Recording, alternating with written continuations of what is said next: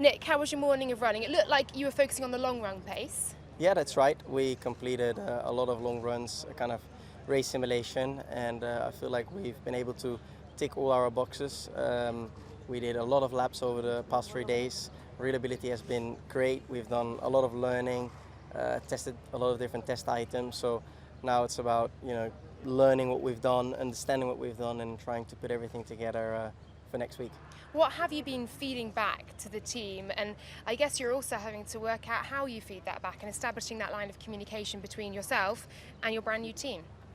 I think in terms of communication, we've been very much spot on. I think we've had a bit of time to integrate and to spend time together to kind of learn from each other what we expect, and I think that has been going very well. And obviously, we are together exploring what the new car gives us, but equally it's not a revolution, it's a bit of an evolution. Everyone is trying to optimize the package they had, and so do we.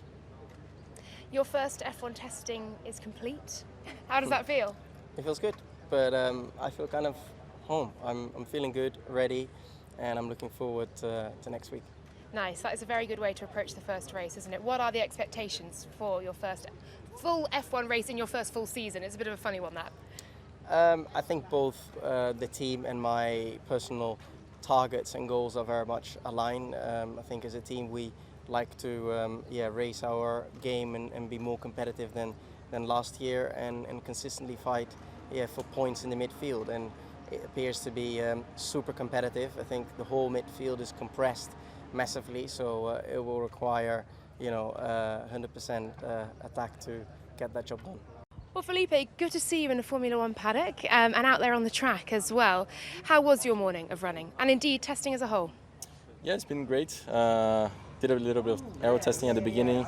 After that, I just got to run a little bit more, in some more pushing ways. So it's been great. A little bit more time, trying to get to know the car, get to know how it drives, and just preparing myself to be ready if in case the team needs, but also trying to help the team as well, trying to find out a great balance for the car. Yeah, you've kind of got two different roles there. You're feeding back to the team, obviously, as their reserve driver, and we'll start with that. Of course, all signs are very positive at the moment. There seems to be a lot of good momentum and optimism at Aston Martin, certainly from the outside looking in. Is that the case from the inside looking out? It is. The energy inside the team is great. Everyone is, very positive, trying to make a step forward. I think they're managing to do that. But you can really see the team pushing a lot, and that's great to see.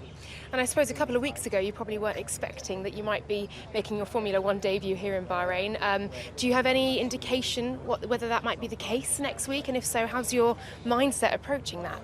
For sure, I wasn't expecting that, but I still don't have any news. Everything depends on Lance's conditions, so I'm going to be on standby, just trying to be prepared, trying to get the most experience I can, just to be there if in case he can't race. But of course, we wish him all the best to be back soon. Winter testing done and dusted. Yep, 3.5 days, and all in all, it's been okay. It's been good. Good mileage in the car for me personally.